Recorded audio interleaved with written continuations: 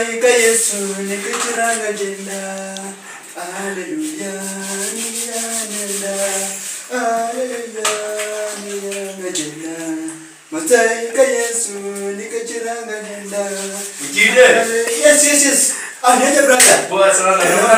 Mimi niko fresh kabisa bro. Nipotea. Leo mbona unaosha vyombo bwana?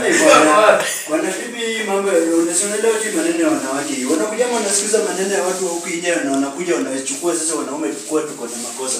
Sasa bibi alikuja akapatiwa vitina na mwanamke na jirani.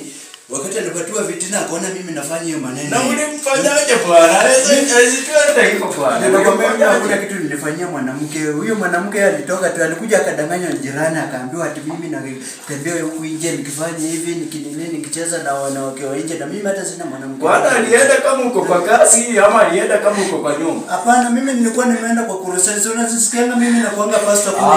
Sasa unaenda kuruseti bwana. Mimi naenda kulewa bwana. My friend, unasikia mimi nakuanga pastor. Sijai.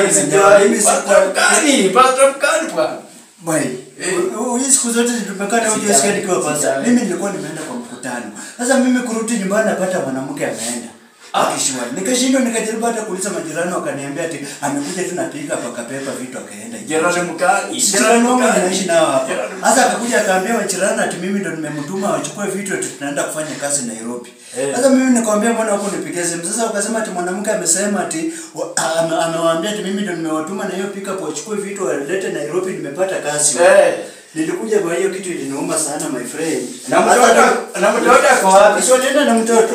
Ukiona na ukisikiza hata wanachanga watoto kwa. Sio wanaenda kuwaenda kulelea watoto kwa. Bwana enda pembeleza pipi bwana. Enda pembeleza pipi wachana na hii ujinga bwana. Sasa nitapembeleza pipi aje na metaka. Sasa mbona kwa kusoma. Unaongea na nyafia. Nyafia na nilijaribu kuongea na yeye lakini Mungu achie tu hapa. Tumia sukari bwana. Sukari nimejaribu kufanya hizo vitu zote lakini hakuna kitu. Mimi na karibu kila siku. Unanunuanga sukari ama unamtumianga pesa? Mimi wanga nanunua sukari. Si nimekwambia kununua sukari. Sikiza kwanza. Si nimekwambia mimi ni pastor. Wakati naenda kwa kanisa kuhubiri, nikishapata zile sadaka, naweka kwa simu na watumia yako, alafu nikiamka asubuhi, nachukua hiyo sukari na naenda nanunua sukari kote na wapelekea. Ngoja wacha nikuipie kwa siri moja. Hebu niipie siri my friend. Naenda chukua 500. Tafuta change ya 50-50.